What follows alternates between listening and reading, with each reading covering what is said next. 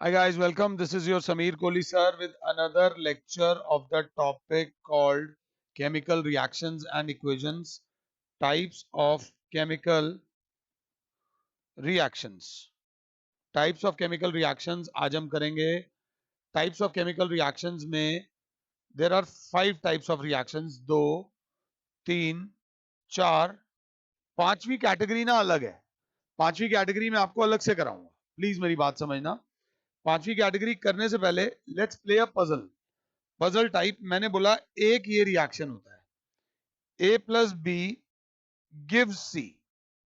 ए plus B ने सी दे दिया तो बच्चा कहेगा सर इसमें ए प्लस बी कंबाइन करें और सी बनाए कॉम्बिनेशन.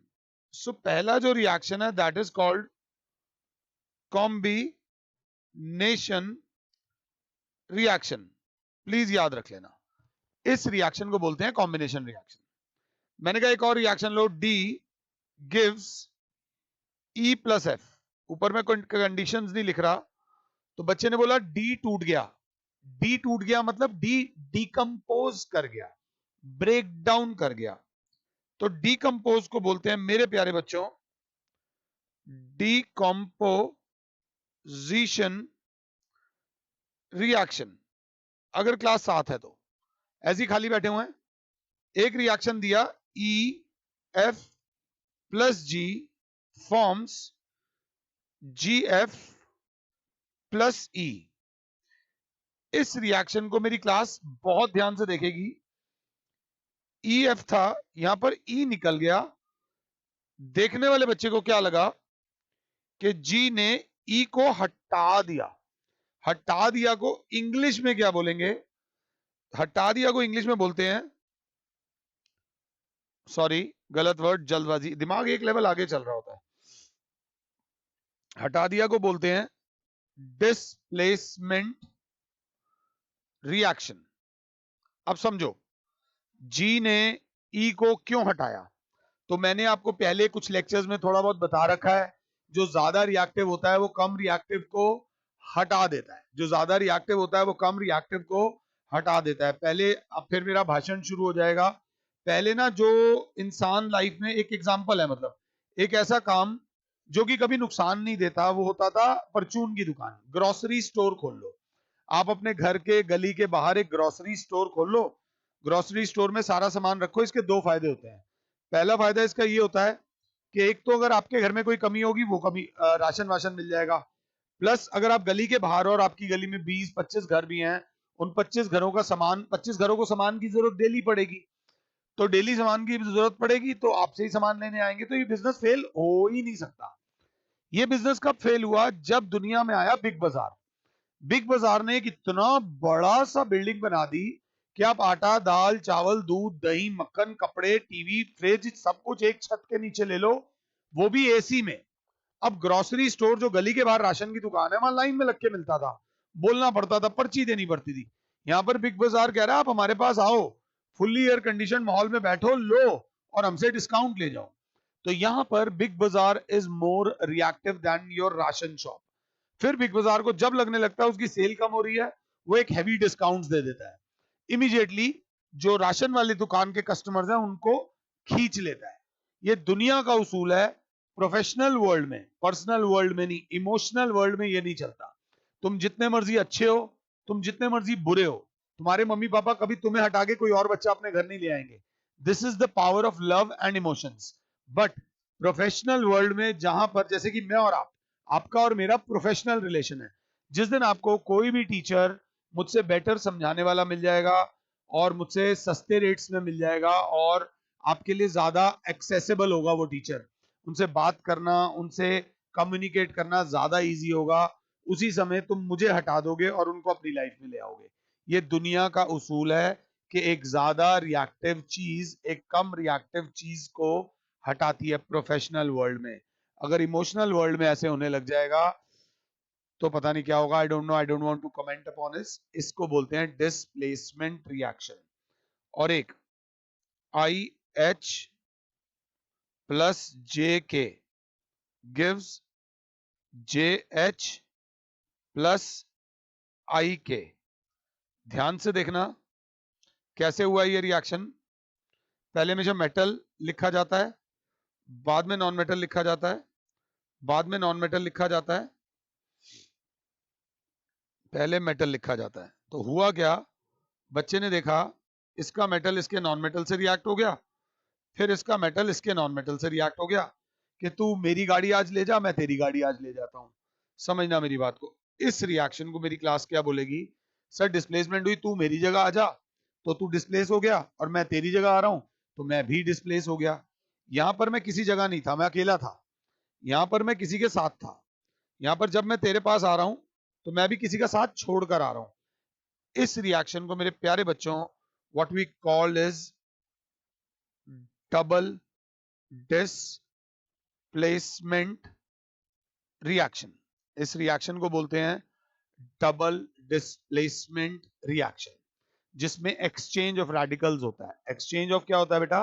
रेडिकल्स। और एक रिएक्शन जिसका एग्जांपल नहीं दे पाऊंगा, जिसको मेरे को प्रॉपरली आपको ढंग से ही समझाना पड़ेगा डिटेल में जाके, that is called oxidation and reduction reaction. इसको जब समझोगे ना तो थोड़ा ध्यान देके समझना, नहीं तो गड़बड़ हो जाएगी।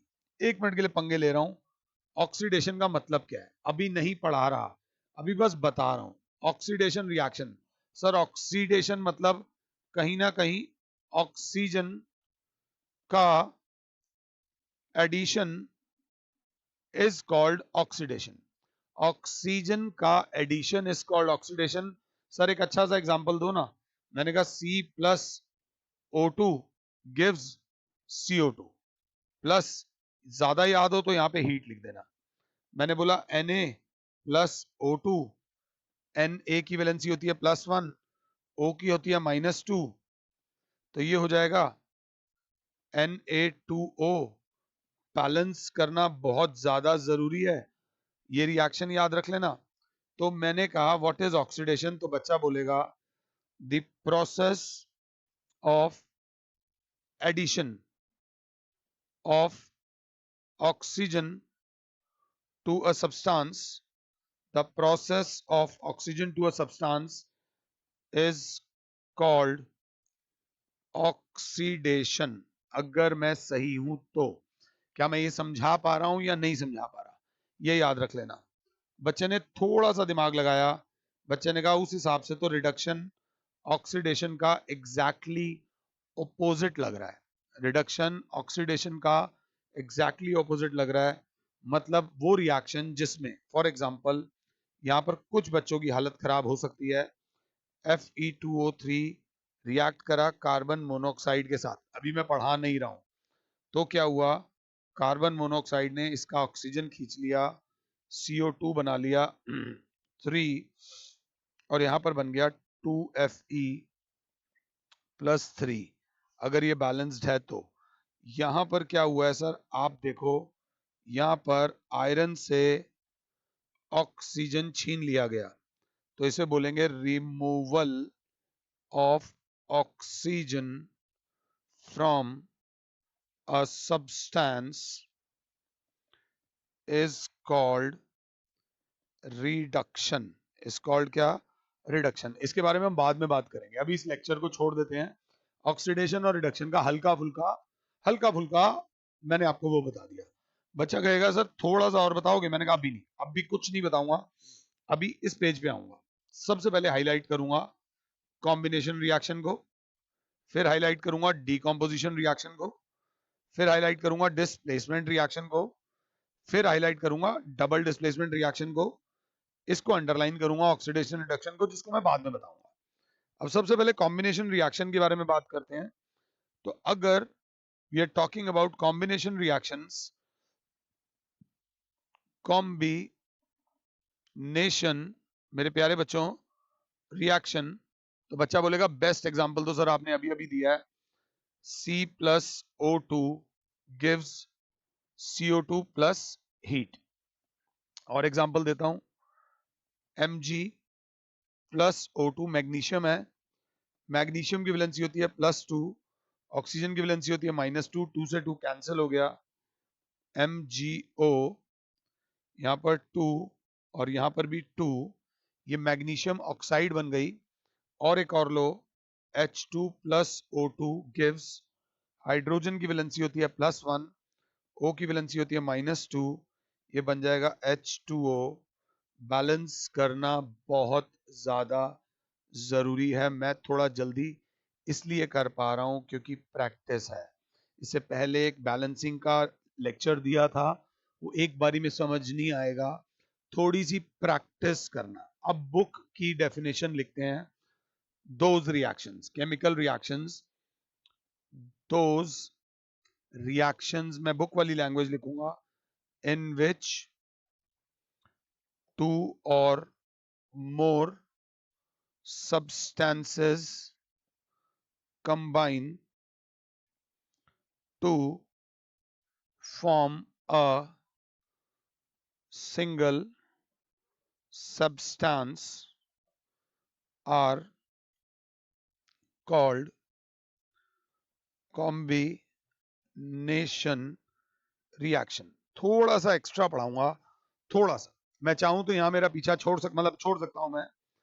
6 CO2 बैठे हुए थे, 6 H2O है, ऊपर कैटलिस्ट का काम कर रहा है क्लोरोफिल, जो कि ट्रैप कर रहा है किसको, पकड़ पकड़ के ला रहा है सनलाइट को। क्लोरोफिल मुझे ग्रीन कलर से लिखना चाहिए था, और जुड़कर बन गया C6H12O6। तो यहां पर दो छोटे छोटे कंपाउंड्स ने मिलकर एक बड़ा कंपाउंड बना लिया। इस फिनोमिना को भी क्या बोलेंगे, कॉम्बिनेशन रिएक्शन। बट अगर एनसीईआरटी की इक्वेशन देखोगे तो हल्का फुल्का कॉन्फ्लिक्ट आ सकता है, तो घबराने की जरूरत नहीं है। हल्का सा मैंने आपको आइडिया दे दिया है।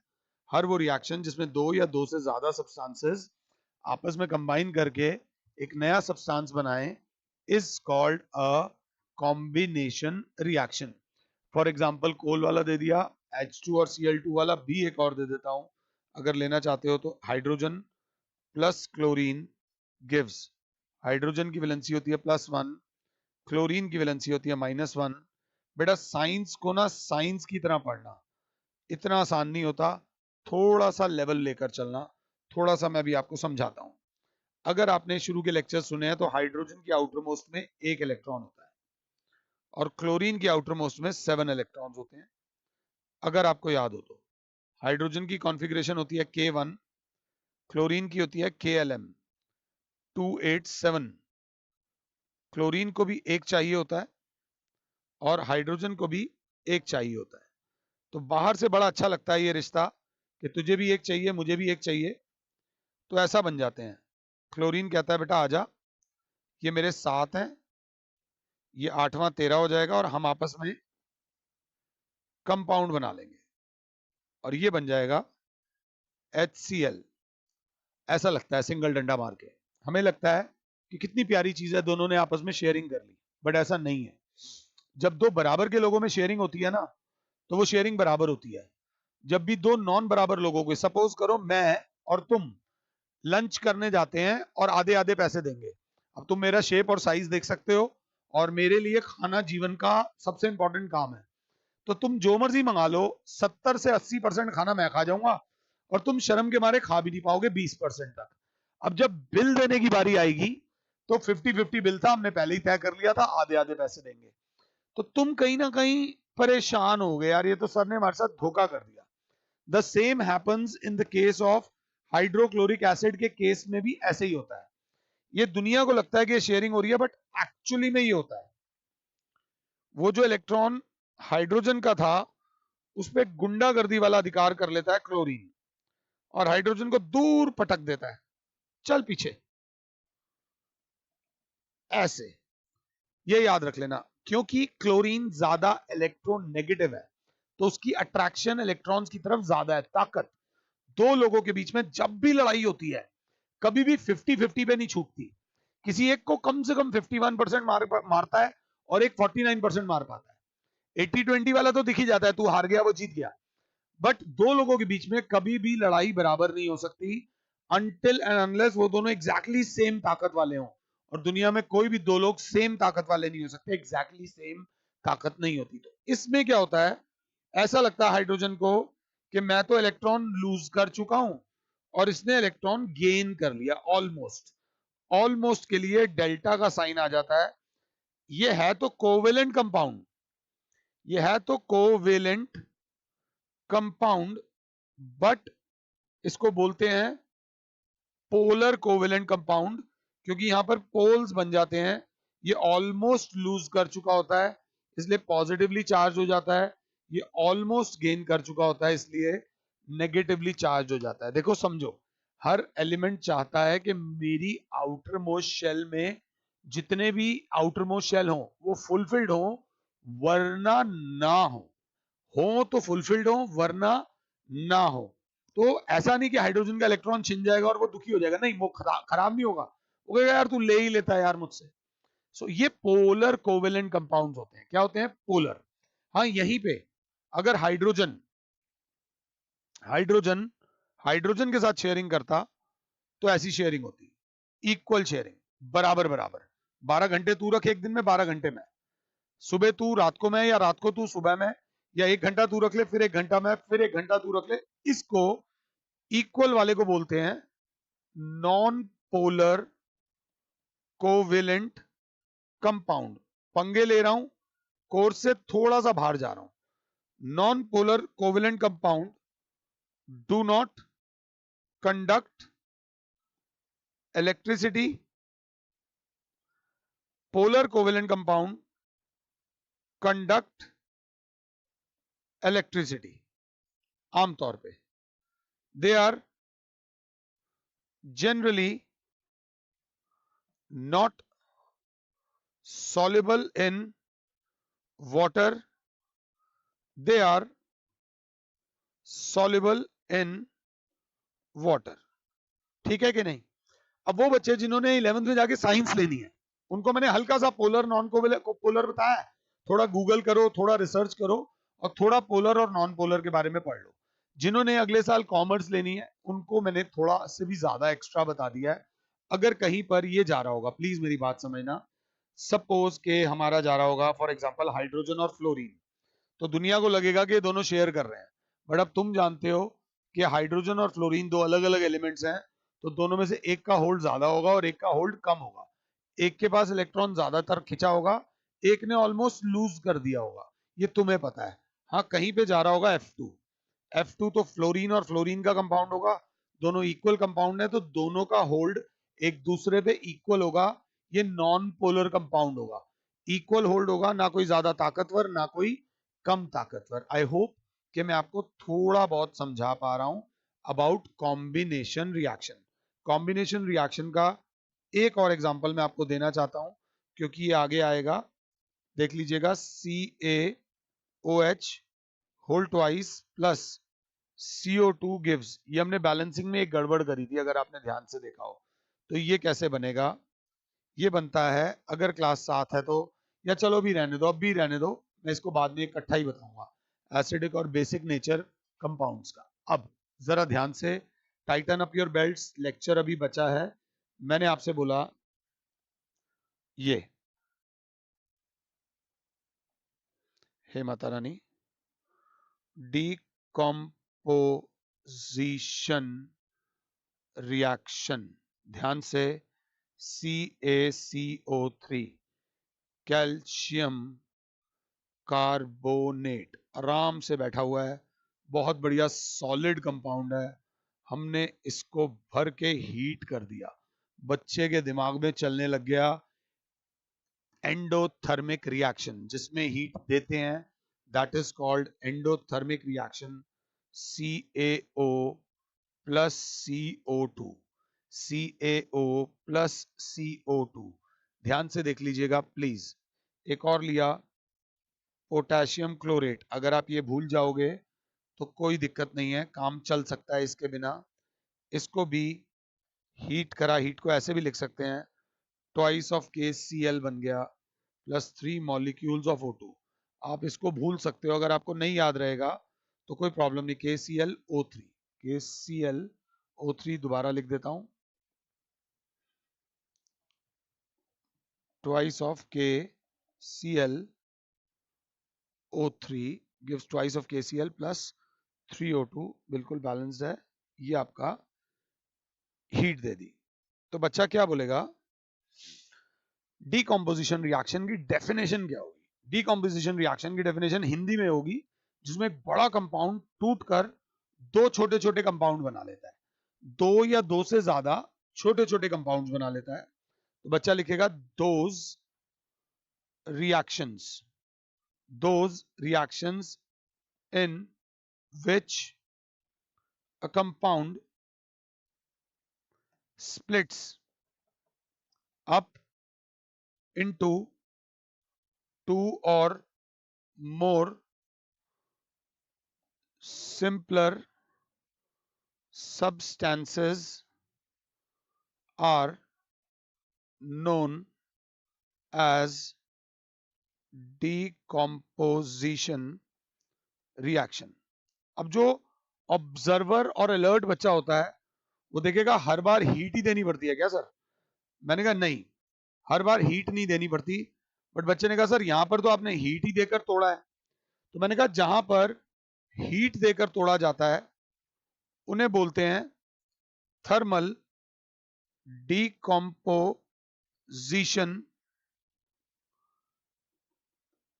Are those reactions in which decomposition takes place with help of heat only are called thermal decomposition reaction. तो सर आपने सारे थर्मल डिकम्पोजिशन ही तो कराए हैं। मैंने कहा बताता हूं और सुनो जरा ध्यान से। एक और रिएक्शन लो, ये होता है AgCl, सिल्वर क्लोराइड। इसके ऊपर जब सनलाइट पड़ती है तो ये हो जाता है twice of Ag plus Cl2। थोड़ा सा सिल्वर के बारे में पढ़ाओ तो सिल्वर एक ज्यादा रिएक्टिव एलिमेंट नहीं है। सिल्वर कोई बहुत ज्यादा रिएक्टिव एलिमेंट नहीं है, ये बात याद रख लेना। अगला क्या बोला गया हमसे, एक और रिएक्शन मैं आपको बताना चाहता हूं। हाँ, AgBr, सिल्वर ब्रोमाइड के ऊपर भी जब सनलाइट पड़ती है तो twice of Ag plus Br2। यहां पर ध्यान से देख लीजिएगा, इन केमिकल रिएक्शन को क्या बोलेंगे? इन्हें बोलेंगे फोटोकेमिकल। बेटा एक बात याद रख लेना, फोटो मतलब होती है लाइट। जहां पर लाइट आ गई उसे फोटो बोलते हैं। फोटोसिंथेसिस को फोटोसिंथेसिस क्यों बोलते हैं?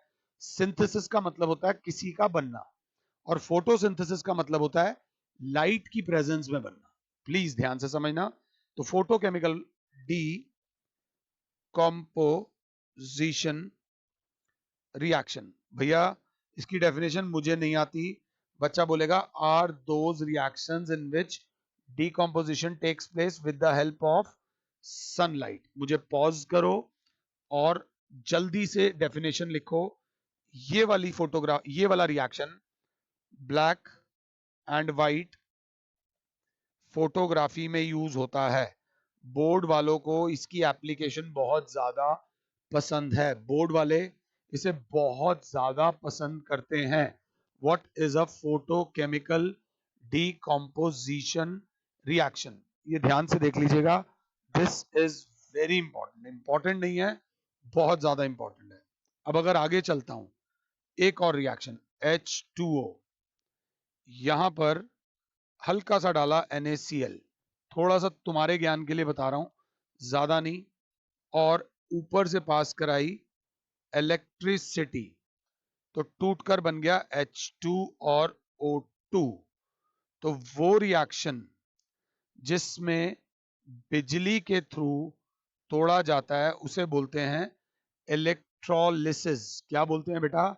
इलेक्ट्रोलिसिस। ये याद रख लेना, दी decomposition reactions which take place in presence of electricity are called electrochemical decomposition reactions and the phenomena is called electrolysis. और एक और बात बता दूं, यहां हिंदी में लिख लेना, जो किसी से नहीं टूटता, जो किसी से नहीं टूटता वो बिजली से टूटता है। जो किसी से नहीं टूटता वो बिजली से टूटता है। ये बात याद रख लीजिएगा। This is very very important. अब अगर आप अच्छे हो तो यहां पर एक अभी होमवर्क दे रहा हूं मैं आपको। Right the difference between decomposition reactions and combination reactions। इनके uses भी लिखना। photosynthesis is a combination reaction, respiration is a decomposition reaction। decomposition reaction का एक important use मैं आपको बता दूं, metals जो होते हैं ना, metals, ये थोड़ा सा है, metals नेचर में काफी रिएक्टिव होते हैं। ये एलिमेंट्स इलेक्ट्रॉन्स बांट रहे होते हैं, तो जो बांट रहे होते हैं तो लेने वालों की कमी नहीं होती। तो नेचर में ये कंपाउंड्स की फॉर्म में मिलते हैं। क्या हिंदी कितनी खराब लिख रहा हूं बेटा, हिंदी का मजाक मत उड़ाना, हिंदी में बहुत कम नंबर थे। मिलते हैं उनको बोलते हैं मिनरल्स। अब और स्पेसिफिकली बोलते हैं ओर्स। मेटल आपको कभी भी फ्री स्टेट में नहीं मिलेगा। मेटल आपको कभी भी फ्री स्टेट में नहीं मिलेगा। मोदी जी बहुत अच्छे इंसान है, तो क्या वो आप उनसे आराम से मिल सकते हो? नहीं, वो आपको नहीं मिल सकते, क्योंकि वो इतने ज्यादा अच्छे इंसान है, उनके ऊपर इतना ज्यादा काम है, वो कभी भी फ्री स्टेट में नहीं मिलेंगे। उनसे मिलने के लिए आपको बहुत सारे एफर्ट्स लगाने पड़ेंगे और उनको भी अपना टाइम निकालना पड़ेगा। टाइम को जोड़ना नहीं पड़ेगा, टाइम को तोड़कर आपसे मिलने आना पड़ेगा। तो मिनरल्स में से मेटल्स ऑब्टेन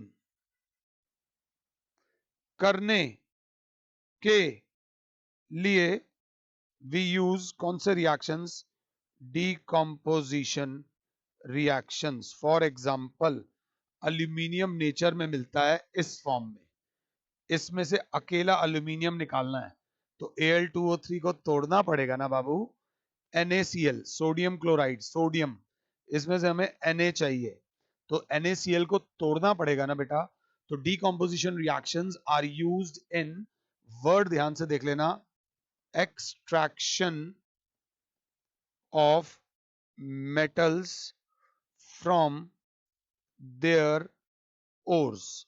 मेटल्स निकालने के लिए जो रिएक्शंस यूज होते हैं उन्हें डीकॉम्पोजिशन रिएक्शन करते हैं।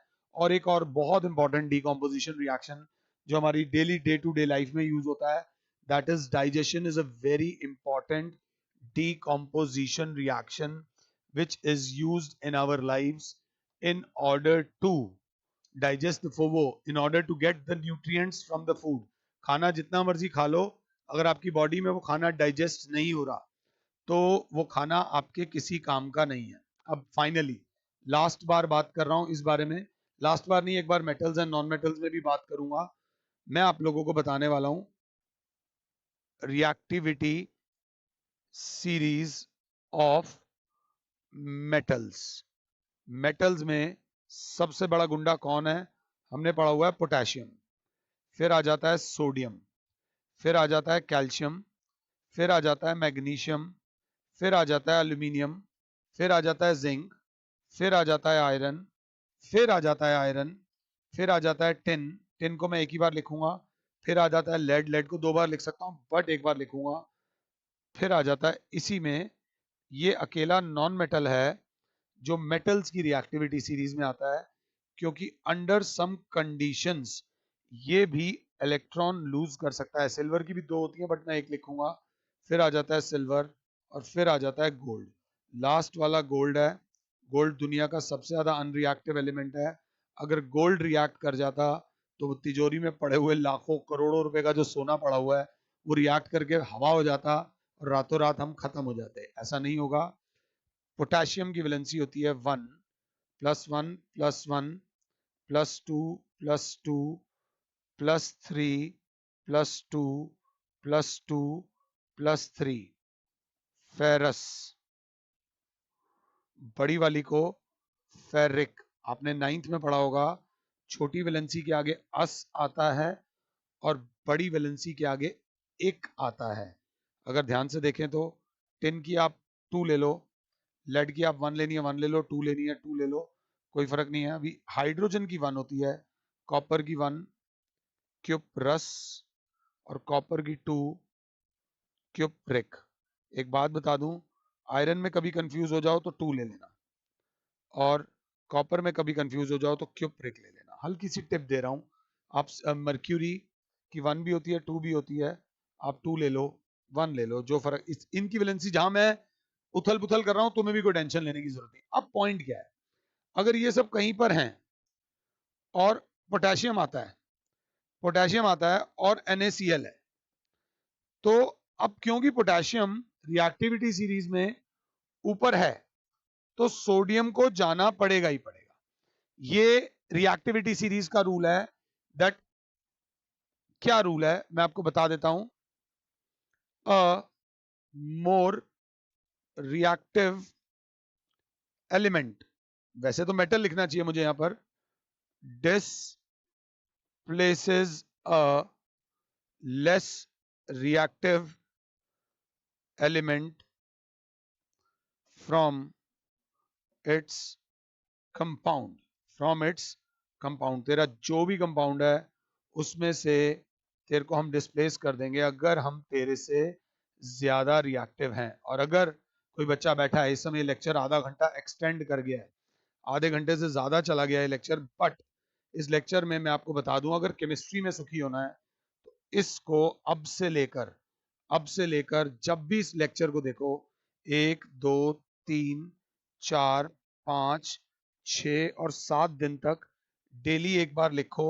और अगर 7 दिन तक नहीं लिखना तो लर्न करके अपने पेरेंट्स को सुना दो। पेरेंट्स ने बस ये सुनना है KNaCl ये वाला सुन लीजिएगा वैलेंसीज के साथ, तो बहुत फायदा हो जाएगा। ये इस रिएक्शन को बोलते हैं, अब जो रिएक्शन आने वाला है that is called displacement reaction. मैं आपसे कहूंगा आराम से मुझे पॉज कर लो और रिएक्टिविटी सीरीज अभी 2 बार लिख लो। अभी रिएक्टिविटी सीरीज 2 बार लिख लो। हैवी लेक्चर है, थोड़ी सी जान निकलेगी, थोड़ी सी निकलेगी। पिछले वाले जितने लेक्चर्स थे वो लाइट लेक्चर्स थे, उनमें मैंने ज्यादा प्रेशर नहीं दिया था। ये वाले लेक्चर में जान निकलेगी। अब कहीं पर एक रिएक्शन दिया हुआ है CuSO4 + Zn। जिंक एक मेटल है, सॉल्ट, ये एक्वस स्टेट में है और मैंने छोड़ के आ गया। कहीं पर एक रिएक्शन दिया हुआ है CuSO4 + Mg, मेटल है, एक्वस, मैं छोड़कर आ गया।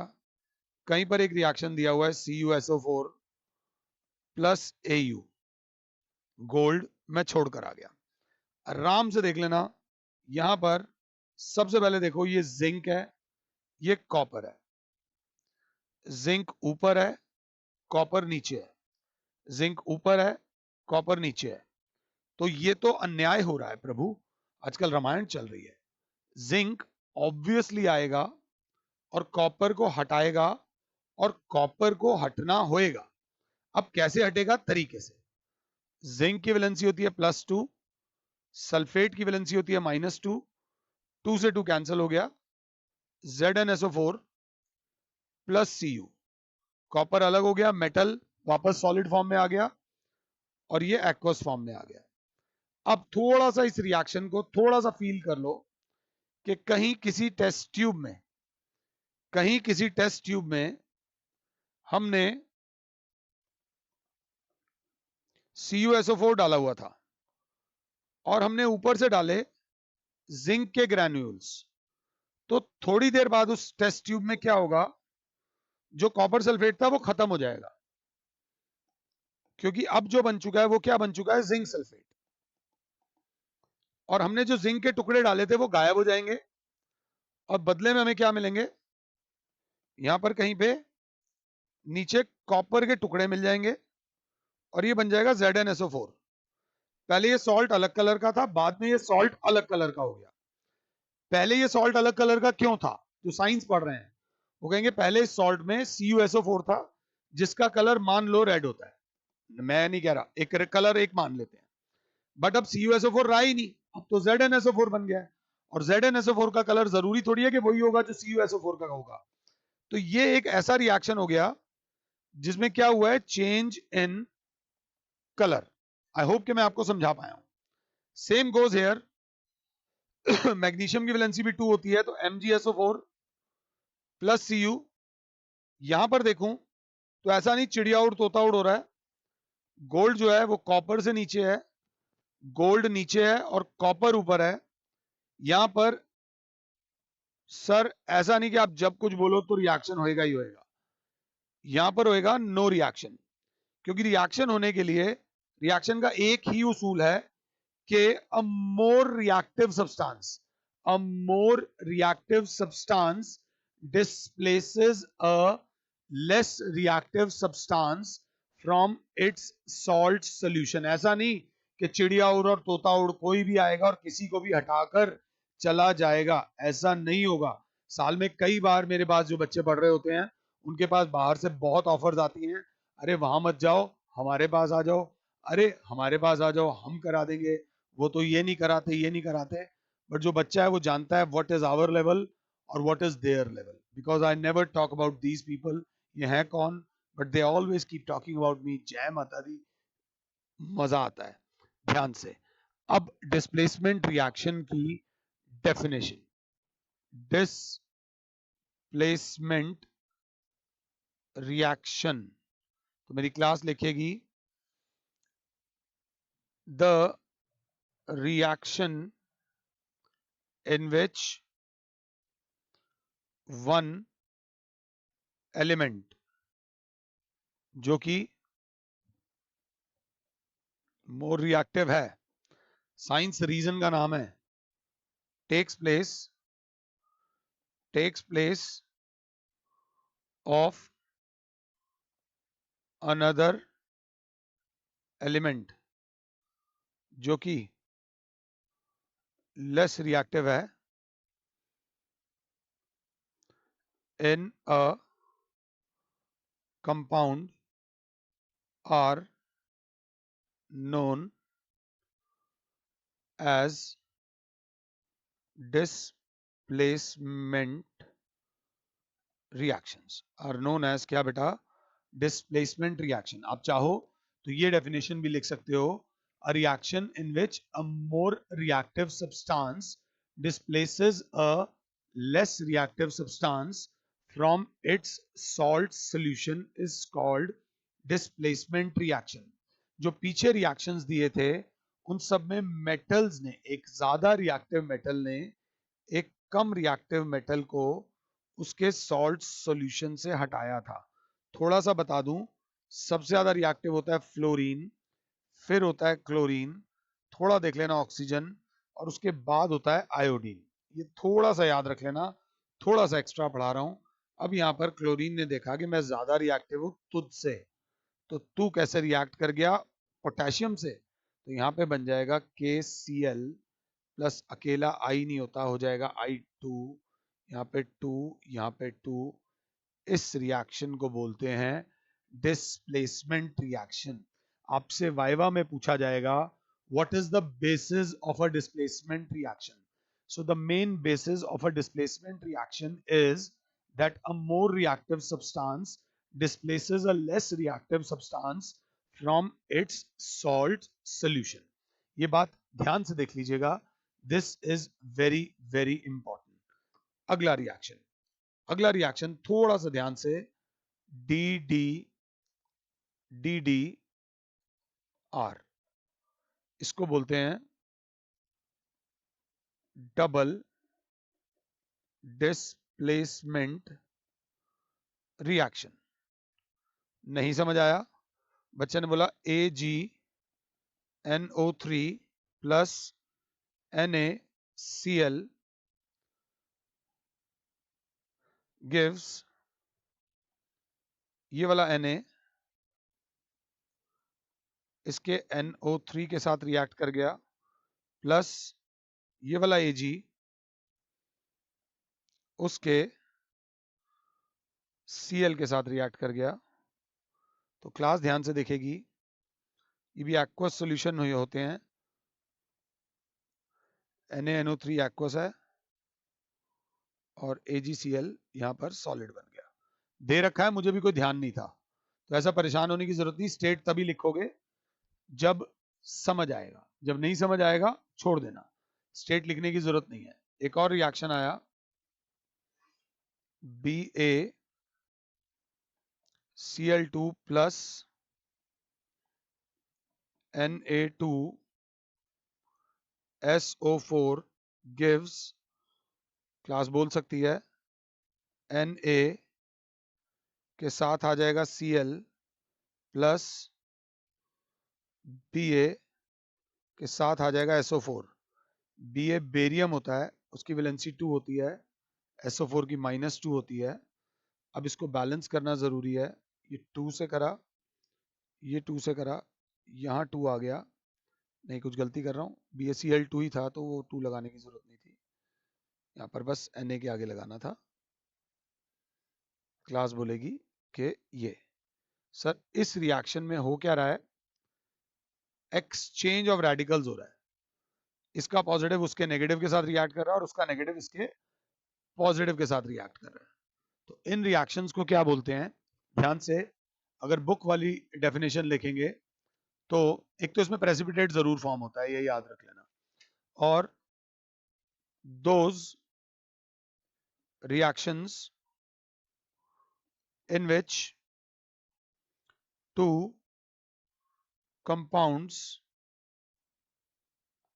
react by exchange of ions to form two new compounds are called double displacement reactions। In reactions को बोलते हैं डबल डिस्प्लेसमेंट रिएक्शन। अगर आप सब कुछ भूल जाओ तो ये 3 वर्ड जरूर याद रख लेना, एक्सचेंज ऑफ आयंस। मैंने आपको 4 प्रकार के रिएक्शंस बताए हैं। One is called combination reaction, second is called decomposition reaction, third is called displacement reaction and fourth is called double displacement reaction। जितना चाहिए उससे ज्यादा कराया है, हल्का सा करा नहीं रहा हूं, छोड़कर जा रहा हूं, अभी कराऊंगा नेक्स्ट लेक्चर में। Oxidation reaction, reduction reaction exactly opposite है, जो तू करेगा एग्जैक्टली ऑपोजिट मैं करूंगा।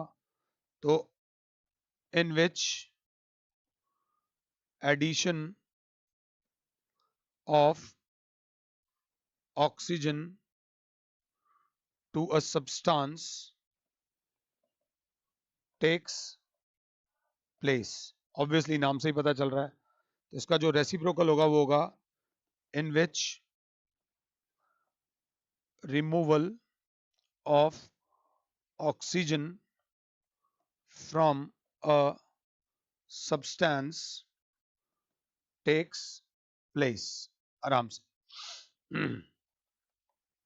इसका एक और होता है removal of hydrogen from a substance.